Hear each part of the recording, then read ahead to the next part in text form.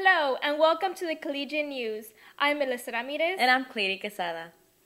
The plastic bag ban ordinance took effect January 5th. Francisco Garza has the story. Everything is going as planned with the Brownsville bag ban ordinance. The response to the ordinance has been overwhelmingly in support. It's been wonderful to see the community come to the stores with bringing their bags. I think that was for us, I guess, the kind of shocking part of it all. Of the beginning of the ordinance, people came ready and they went shopping and they brought their bags like nothing else. We saw many individuals either bring their bags, buy other bags, and kind of just make their way in and then make their way out. With no issue to the new ordinance.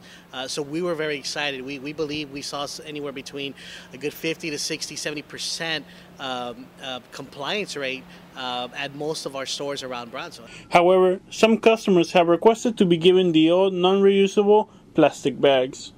We've had customers that are requesting the plastic bag.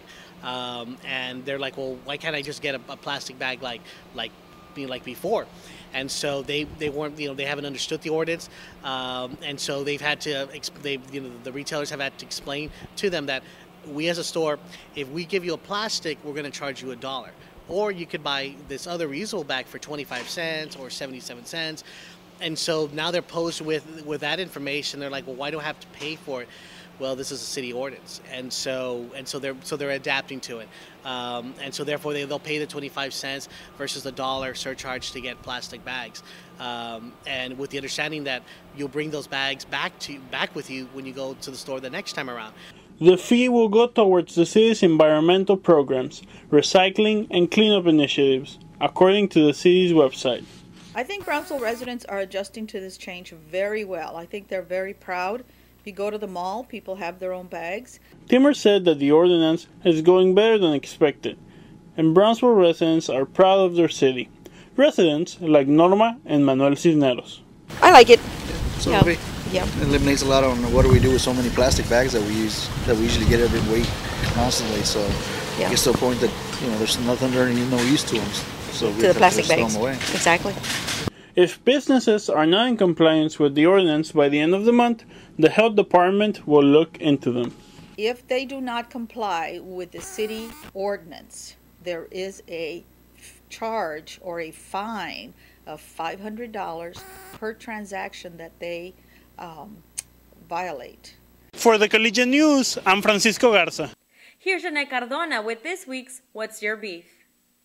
Every week we ask students what beef they have with school life and politics. Here's what some had to say. Before, it used to be easier for me to come and take 2 classes or 3 classes. It was good because the price was not that high. But now I barely can take 2 classes because the amount of money you cannot get it together. So, and with financial aid, actually I just started applying for the financial aid because before I wasn't able to, since I was going only 1 class at a time or 2 classes, and now it's really expensive, and that's why I'm really pushing for the financial aid. One of the complaints that I have is that we're winter session. We have to print some papers too, and none of the labs are open.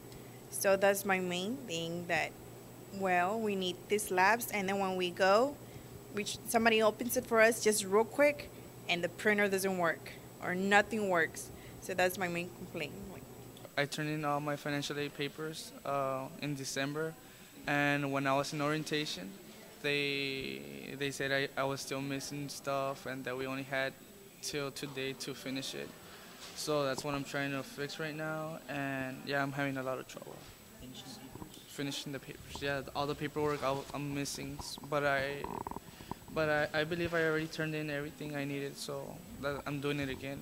That's all the beef for this week. For the Collegian News, I'm René Cardona. Hundreds of UTB TSC students will be graduating at the end of this semester. Clary Quesada gives us a list of paperwork that needs to be completed before you walk on stage. If you're getting ready to graduate, make sure you have all your paperwork in order and processed. Applying for your graduation is simple, however, it requires of your participation in order to ensure a smooth process.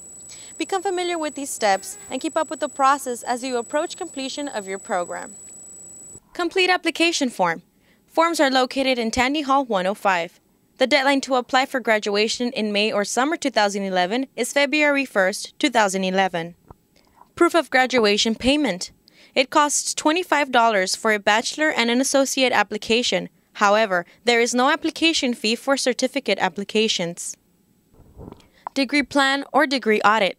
Your degree plan requires your signature as well as an academic advisor's. The plan must be from a valid catalog year. Bachelor degree plans are valid for 8 years. Associate and certificate degree plans are valid for 6 years. Also, students must be enrolled at UTB TSC during a catalog year selected. For example, a student who initially enrolled at UTB TSC in fall 2010 cannot select a degree plan prior to 2010. Official course substitutions approved. Course substitutions are not available for general education core courses. To be awarded a degree, candidates must apply for graduation, have a degree audited by their advisor, and meet all degree requirements. For more information, contact the Office of Graduate Studies at 882-6552. I hope this information helps you in order to get organized for your graduation this semester. For the Collegian News, I'm Cleity Casada.